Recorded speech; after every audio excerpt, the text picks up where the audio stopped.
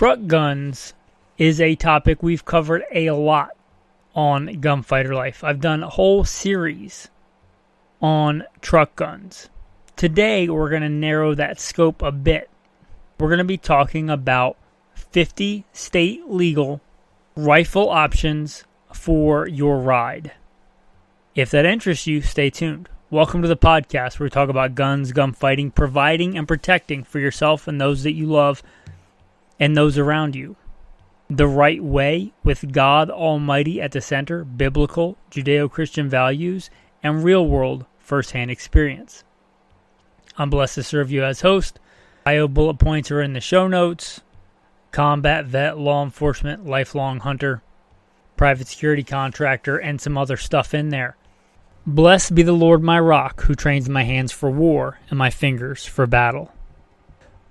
Now, on today's topic, again, this is a narrow scope. I've done a whole series on truck guns, so it might behoove you to go back and listen to those. This is not to say that I encourage you to live in a state where your shall not be infringed right has in fact been infringed. You have been so neutered as that you are relegated to 1870s technology for your day-to-day defense and protection. I'm not advocating that. I live where I live for a reason, not because my mama lives here. Far away from any family, save my wife. I live in the, let's call it, greater Yellowstone ecosystem, Wild West, for a reason. Because I love freedom. I don't even like the cold, but I love freedom. And I love to hunt.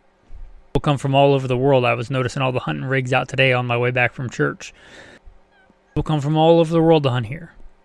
I'm not advocating that you live somewhere that strips your freedom away and your rights away. Many of you will anyway, despite what I say, or maybe for a good reason. I'm not advocating that off the bat.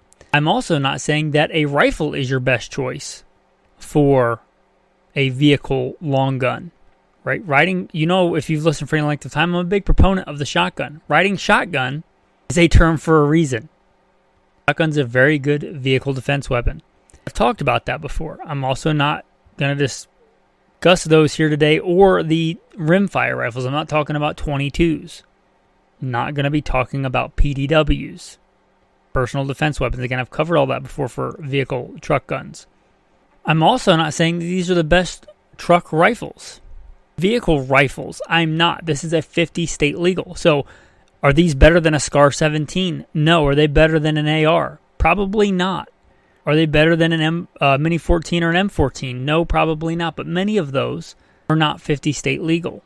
I don't know what's legal in New Jersey or Massachusetts, right? I do my best to stay out of those places. But most of the ones I'm going to mention here today should be legal in most places. Now, check your local laws. It may not be legal to have a gun loaded in your vehicle. So have it unloaded, have it locked up. If you decide that that's what you're going to do, those are the places you're going to go. But having just the mere possession of one of these should be legal pretty much everywhere that I'm aware of. So with all of those caveats, but you forgot about, and all those other things, with all that in the rear view mirror, let us talk about truck guns, trunk guns, vehicle guns, 50 state legal rifles. I posted this question on Patreon. Patreons voted. Maybe I'll tell you how they voted in the end. I gave some of my list I could think of at the time for best 50 state legal truck rifles. And the question I posed, just for fun on Patreon, because it's one of the fun things that we do. Do a lot of polls, do a lot of what would you do? A group of like-minded men. If you were going on, let's say, a 500-mile road trip in fringy territory where you couldn't carry your normal truck gun, and you were going to carry a truck gun legal in most states, if not all 50 states. You were going on a road trip and the peanut butter and chocolate hits the fan, and you had the forethought, you had the wisdom to have a long gun in your vehicle. Because why do we have long guns? Because they're better at almost everything than handguns. And I love handguns. I've won more competitions with a handgun than anything else. I love a handgun. I carry a handgun on my hip day to day professionally as a private security contractor and right now at home. But handguns are limited. You have handguns on you because you can have them. You had the wisdom to carry a long gun, a rifle, in your car. So the peanut butter chocolate hit the fan, you're 500 miles away from home rather. Reach behind the seat of the truck or the trunk if you drive a car, and you grab, what do you grab? Some of the options I gave. A real good one, a Cold War staple. the S.K.S. This is a Russian service weapon. Other countries too, but a Russian infantry rifle. It's built like a Russian infantry rifle, like a tank. I don't agree with everything that Russia does, but they make some good small arms. Rugged, reliable. Unlike the AK-47 that was designed as a submachine gun replacement, the S.K.S. was designed as a proper rifle replacement. I would submit for most people, the S.K.S. is a better fit than an AK-47. I know, and I carried an AK-47. I carried one in the sandbox. Like, they're a good weapon for what they are, but they're a submachine gun. You probably can't have the submachine gun variant. You might be better served with a rifle. These, and not the Bubba Eyes ones, please don't get one, and you do what you want, it's your money. But I would advise you not to get one and try and turn it into an AK. Leave it how it is. The way they come with a 10-round, non-detachable, fixed magazine, for this kind of scenario, and for many others like deer hunting, it's a good weapon. It's in a good round. I don't think I have to sell you on the merits of the 7.62x39 with good ammo, not cheap, surplus, corrosive junk. Like modern good ammo. It's a good round. It's a potent round. It's similar to a 30-30. Not as affordable as it once was. And these aren't as affordable as they once were. A good Russian one's going to run you from $1,000 to $3,000 I checked on Gunbroker. I remember the days when they were a little over $100, like stacks on stacks of them in department stores. Those days are gone. But if you have one, it's a good weapon. Or if you just want one. They have good usable sights. They're a handy weight. They're a proper rifle. They're rugged. They're robust. If you left it in your trunk or your truck for a couple of years, it's probably still going to work. Again, they're a rugged, reliable Russian infantry weapon. You can have and own. They have good iron sights. They have good serviceable iron sights. They're not the greatest. They're not the iron sights of a M1 Garand. Russians have a different doctrine than we do. They're not about individual marksmanship in general for regular infantrymen. But they're good, usable iron sights. And they're rugged. Some of the drawbacks of this weapon are they've gotten crazy expensive now. You could probably get something more modern and better for the same money of what a good Russian or Chinese one costs, unless you find a good deal. Also, the ammunition not as cheap as it once was, but it's still a good round. The big one for me is optics. I'm a big fan of iron sights. However, I do know that optics are a force multiplier. I know there are some Bubba-ized ways, redneckified ways, cowboy engineering, however you want to put it, to mount an optic on an S.K.S. None of them are good. None of them are what I would consider decent. They're maybe tolerable. That's a big disadvantage there. But if you're not going to mount optics, it's not really an issue. There are a bunch of different variants. I would say stay away from the Yugos. The Chinese ones are actually good. They weren't made for us. The Chinese ones were made for the Chinese themselves. I think they make stuff better for themselves than they make for us. Surprise, surprise. But the Chinese-made ones are not bad. The Russians are the creme de la creme. They're a good variant. The other ones, not so sure about. The only one I've ever seen had issues was the Yugo, to mention they're heavy. But the S.K.S. The S.K.S. is a good rifle, and it would serve well in this role. I would certainly to have it in addition to my EDC, because obviously, hopefully, you're still going to have your EDC. You're still going to have your handgun, your fixed blade knife, tourniquet, all that stuff, and probably some other vehicle kit. But having one of these in addition to your go-to fighting handgun, that's a decent force multiplier. The next one, a 308 Scout rifle. I'm not going to get into all the quicksand of what a Scout rifle is and isn't, but a Scout rifle or Scout rifle-ish, because to the pure aficionado, I don't know if a true Scout rifle has ever been per Jeff Cooper ever made. But a Scout-ish type rifle. Forward-mounted optic or an LPVO, 308, bolt action. I know this is not exactly a Scout rifle, but it's what the Scout rifle is generally thought of as today. Your two main ones are going to be your Steyr Scout rifle and your Ruger Scout rifle. But there are some other ones. There's some Mossberg MVPs.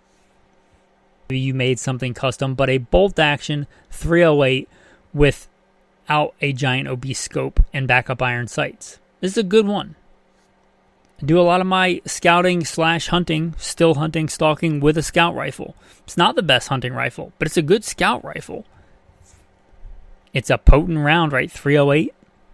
I think I have to defend the 308. It's probably the best crossover. You're going to go toe-to-toe with a SCAR-17 or a AR, proper, reliable AR-10 on the battlefield? No, and it's not supposed to. It's not meant to be an infantry weapon. It's meant to be a Scout rifle. If you're in this scenario 500 miles from home and you're trying to get home, you're probably going to want to avoid conflict if you can safely and morally. Sometimes you just got to get into a fight whether you're going to make it out or not because it's the right thing to do. As somebody, if you looked at the bio in the show notes, you might reckon that I'm not one to back down from a fight, but I think a fight needs to be had. But I'm also not going to go looking for a fight that doesn't need to be fought because I've seen enough bloodshed for many lifetimes. Your main goal is to cover ground to make it home and have something better than a handgun if you need it, and a nice potent cartridge, maybe put some meat on the table, be a serviceable hunting weapon. This is a good choice, the Scout Rifle. I'm a big fan of the Ruger Scout Rifle. It's what I have. I like it for a lot of reasons. Number one, it's in stainless.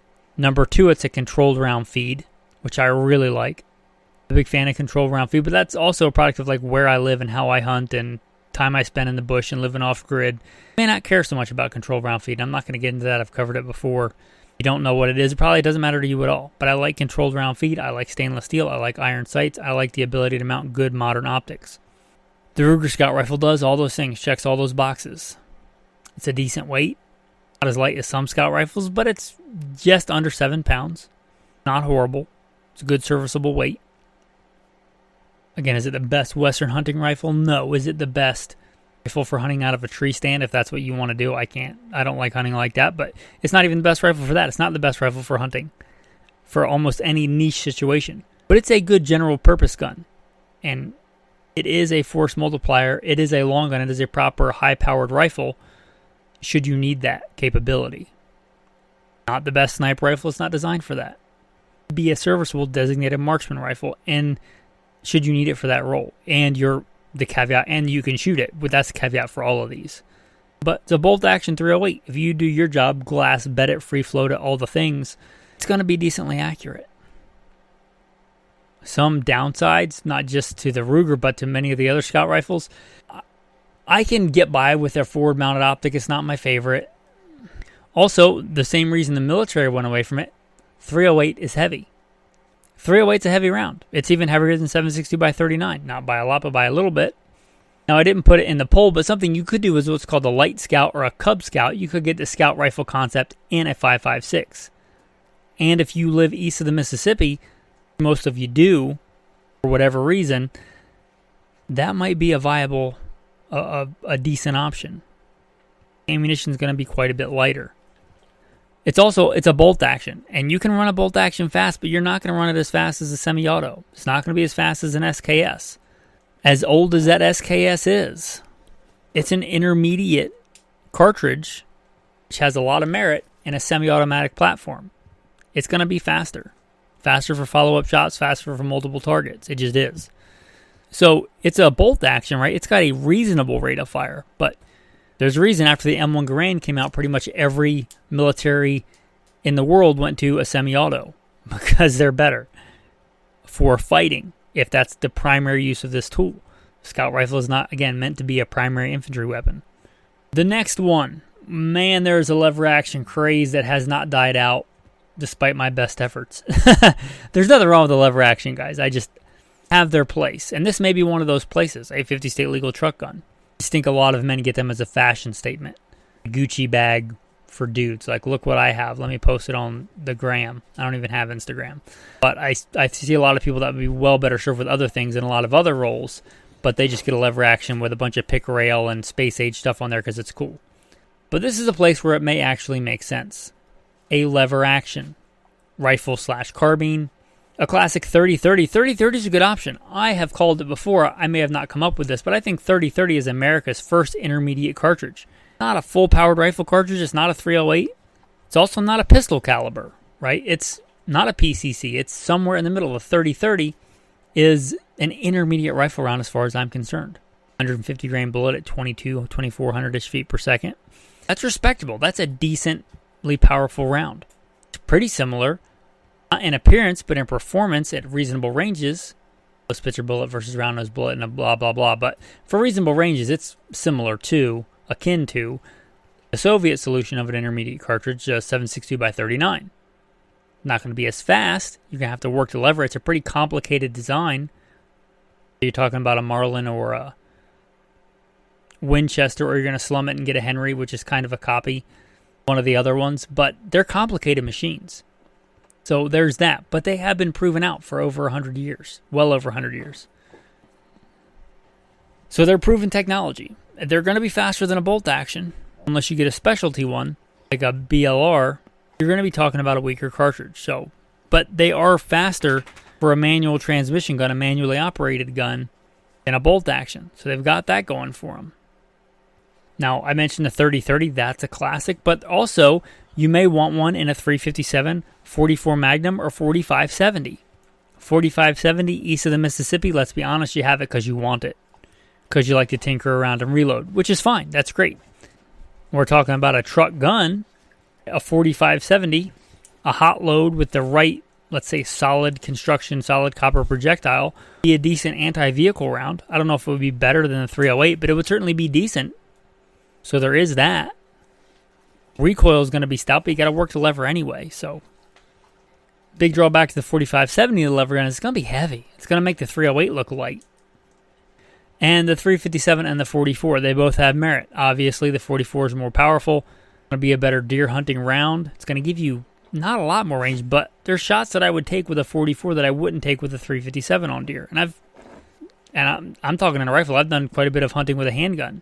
But there are certain shots that I would take with a decent 44 hunting load that I wouldn't take with a 357. Well, I got no problem hunting deer with a 357. 357, though, is going to be lighter. So, like many other things in the firearms world, there's no free lunch. For everything you gain, you're giving something up. But a lever action in 3030, in 357, and 44, and 4570. Now, the thing that always comes up is, but I can shoot the same loads. First of all, in 2025, why are you not running a full-size fighting handgun with an optic on it? And if you just got to put 10-round mags in it, if you're going to one of these infringy states where your permit's not good, if you can't have it on you, have it in a case, have the ammo.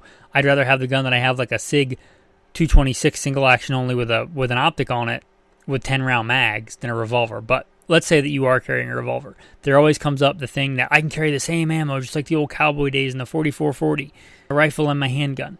Yeah, that's, I think, more romantic of an idea than a practical one. I've talked about this before, but you probably want to, especially if you're carrying a revolver in 2025, optimize every shot and get the best well-performing anti-personnel hollow points for that revolver. Most of these are going to be shorter barrels. You want a load tailored to that. One of my favorites is a 135 grain Spear short barrel.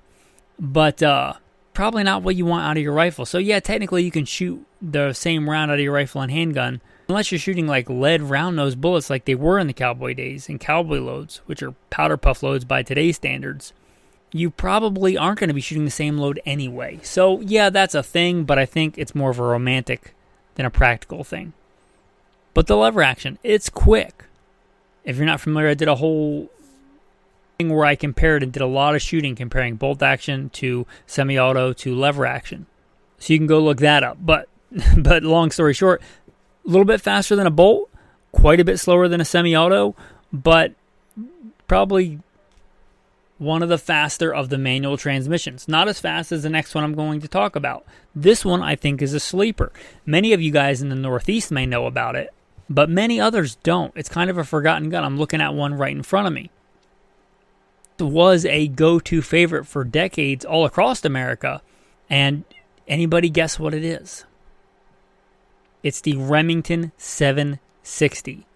It's a pump action. It's going to be faster than a lever action, and it's also not going to be halfway neutered into a 1800s technology cartridge with a round nose and low pressure. And there are some lever actions like a BLR that can take higher pressure, but mostly they're not. The Remington 760s are a proper rifle cartridge, like a full-powered rifle cartridge. The most common is 30-06, but they can also be had in 270, 308, 243. 243 would be superb. I don't have one. I wish I did. Mine is in the plain old 30-06, which is fantastic. But 30-06, I just did a thing on the versatility of the 06. It's a phenomenal cartridge. It's going to be a little teeny bit heavier than 308, but for a single-man loadout, I doubt you'd notice a difference. I'm not saying it's better than 308, especially not for this, but a lot more common in 30-06. 30-06 is a good round. It's probably a round you're going to find pretty commonly all throughout America. And it's faster. As fast as a semi-auto? No, but most semi-autos are not going to be legal in all 50 states. If you're going just on a pure hunting trip, some semi-autos, some states, I don't believe you can hunt with a semi-auto. I'm not saying I agree with this. I'm just saying it is what it is. If you're going on a hunting trip where you wanted a rifle/carbine that would serve a dual purpose and be a decent all-around rifle, man, the Remington 760 is just, they're great rifles. They're full-powered. I think a pump, they can't be accurate. Actually, they're very accurate. They're one of the original free-float barrels. Back in the days when most bolt action still didn't have a free-float barrel. Because of the way the forend works, it has a free-float barrel. They have an actually very good reputation for accuracy. All the ones I'm aware of come with iron sights and decent rugged iron sights, and you can mount a good modern optic on there. They have an LPVO over iron sights with quick detach rings. You get one with a wood stock, blued steel walnut. Doesn't look tactical at all. In fact, somebody that doesn't know what it is might just think it's a shotgun. I don't know of any state that's banned a Remington 760, and you've got a fast, not as fast as a semi-auto, but faster than any other manually operated gun, full-powered fighting/hunting rifle. 30-06, 270, 308. I'm sure they made them other cartridges, but a fantastic rifle that I think is a sleeper. Some of the drawbacks to this one is they're blued steel. Not the biggest fan of blued steel. If you're a blued steel walnut kind of guy, they are pretty. If you use stuff like I do, they don't stay pretty very long. Also, since they stopped being made, there was a time when they were like, nobody really wanted them. Everybody wanted the next latest and greatest thing. But now, since Remington kind of started going really downhill, in my opinion, in quality control, and they stopped making the 760 and it hasn't been made for a while, there are some guys that really love this gun, mostly for deer hunting, for good reason, for stalk hunting, stalking, tracking, still hunting. It's really known in some regions.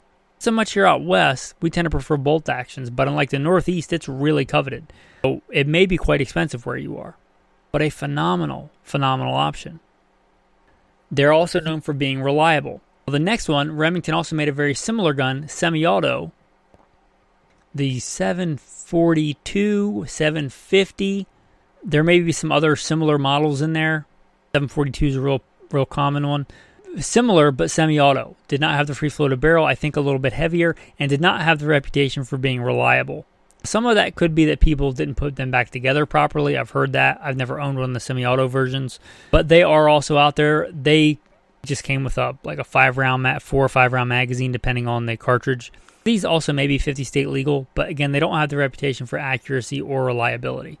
If you have one that's reliable, not a bad option. But very similar, going to bring me to another option that is decently reliable and has a reputation for that, accuracy and reliability, and a hunting semi-auto that I believe is 50 state legal, and that's the Browning BAR, the Browning automatic rifle. Not the one from days of yore, fighting the Nazis and the people that make Toyotas, but the modern sporting Browning automatic rifle. Comes in some crazy hot cartridges. I think it comes in 338 Win Mag. That's probably not a good option for this, unless you live on Jurassic Park Island, whatever that place was. But 300 Win Mag, still not a good option. Get down to the 30-06, that's a good option. 308, 243, common cartridges, right? And you get a semi-auto. There's been a lot of different variants of these. The new ones don't come with iron sights. Lame, as far as I'm aware. So you may want to find an older one with iron sights. Rugged, reliable. They're meant to hunt with, so they're not going to be crazy heavy. I mean, actual hunting, not, shooting off a bipod or a tripod.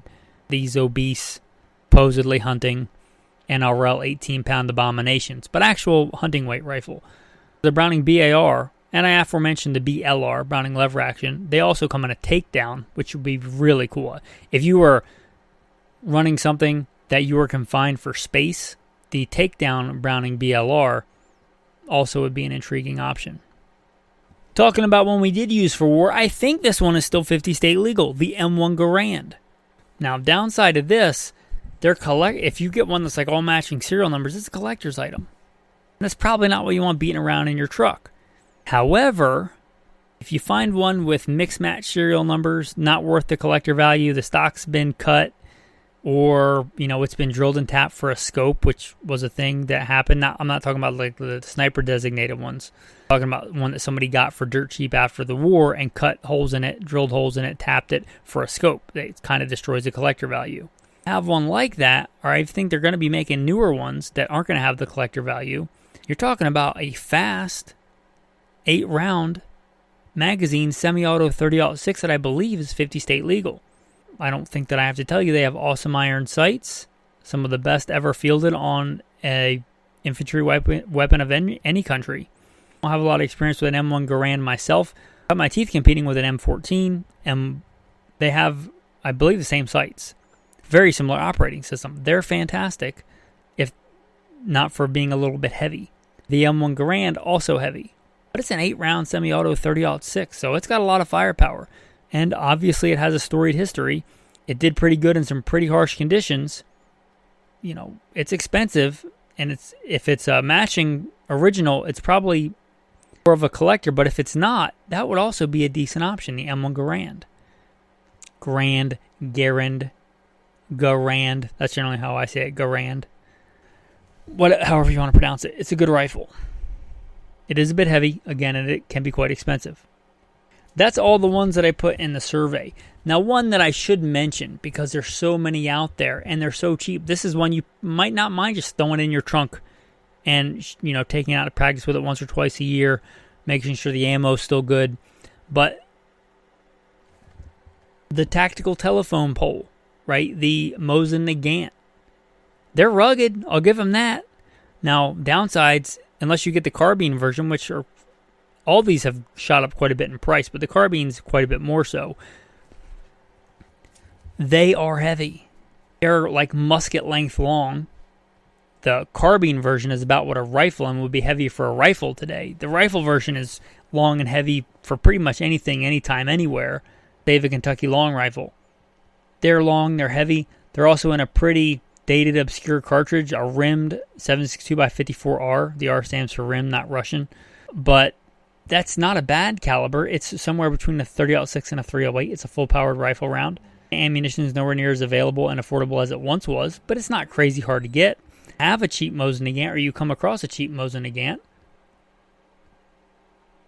If you live in an area where you're concerned about somebody breaking in and stealing something, you probably aren't going to lose any sleep over a stolen Mosin Nagant. So that has its merits. Also, not unique to this cartridge, or battle packs and stuff in other cartridges, but a lot of this ammo that I've seen come into the country has been in those big metal spam cans. It looks literally like a giant sardine can. Have that thing kicking around in your truck. Probably run, not that you should do this, but run your car into a lake, fish it out a week later, and that ammo's probably going to be fine. And the Mosin Nagant's probably going to be fine too. And Russian infantry weapons are made to take some abuse. So I will throw that one in there. Now, is it fast? No. Is it lightweight? No. Does it have great iron sights? No. Is it accurate? No. But they're cheap and they work, and they're, you know, they're still a full-powered bolt-action rifle. So there is that. There are many other things that would be 50 state legal I don't think are even worth mentioning. That's just what you have, and if that's just what you have, that's fine. Like a H&R handy rifle or break-open single shot. Yeah, I mean, that I would certainly rather have it than not have it. I think there's a lot better options today. Of course, if you just have a regular hunting rifle without iron sights, a 270 with a 3-9 scope, it would work. I'd rather you take it than not take it if you're going on a long road trip, if you don't have any other long guns that are better. But I don't think they're in the running for mentioning and talking about. Now let me go through the poll here. Now we have the S.K.S. at 33% of the vote, the 308 Scout Rifle at 44% of the vote, and the lever action at 22% of the vote. And people love those lever actions. But S.K.S. 33%, Scout Rifle 44%, and lever actions 22%. None of the other options got any votes. Now, generally one of my go-to truck guns is a Scout Rifle. Now, I don't just have a Scout Rifle. I also carry an AR back there and a shotgun, not to mention the handgun. A couple of handguns that I generally keep in the truck. And often a Ruger 1022 takedown. So I'm not saying that just a Scout Rifle. Of these options, what I have in the truck is a Scout Rifle. That's obviously the one that I pick. I hope this was helpful. When you do your pre-combat inspections, or whatever you want to call it in the civilian world for when you're going on a road trip, check your oil, check your tires, check your long gun. Hopefully you carry a long gun in your vehicle day to day. If that's not legal in the municipality where you're going, maybe consider this episode, or maybe consider a shotgun or a 22. But if you're looking at a rifle, hopefully this content was helpful. As much as we try to avoid them, sometimes because of work or family or things like that, we have to go to these horrible places that infringe our right to keep and bear modern firearms. So again, I hope this was helpful. I appreciate you guys. I appreciate all that you do. Tactical tip of the day: if you're carrying one of these rifles with a hollow stock, a lot of the military ones have a place for a cleaning kit, but a lot of like the bolt actions or anything with a polymer stock, you're going to have a hollow compartment in the stock anyway. Carry line 1 gear, support gear for that rifle in the stock, like a bore snake, like some ballistol or CLP or something like that. Pre-oiled patch, something like it to service that rifle. Saying you shouldn't have a whole cleaning kit, but if for whatever reason you just have to grab what you have on you and the rifle, at least you have some way to support it.